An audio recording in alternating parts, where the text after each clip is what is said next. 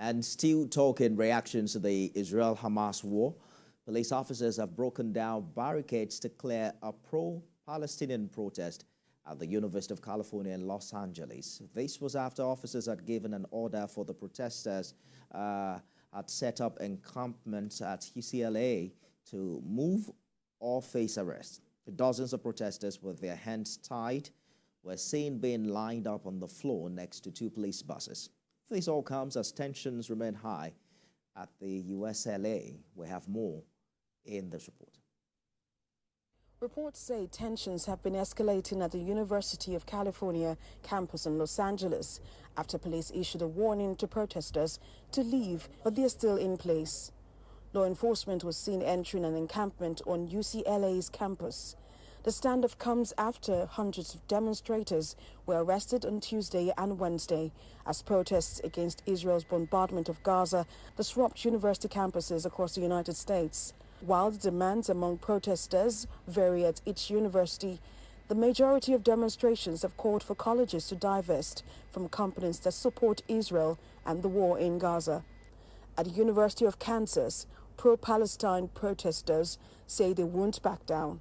We are fighting for the divestment, financial transparency with what the endowment does with their money. We also want amnesty for all the students here. We know that the university works very closely with ICL. ICL, the St. Louis plant, makes white phosphorus that goes to Israel, and the ICL plant here in Lawrence oversees that transfer of white phosphorus, which is used in war crimes in Gaza and in South Lebanon. A lot of people are scared, but we're going to show we're not afraid, we're not going to hide. Responsibility as a human being, but also as a Jewish person. Jewish people have lived among Palestinians for centuries, and there's no reason that we should be killing them at all, but we should not be displacing them either.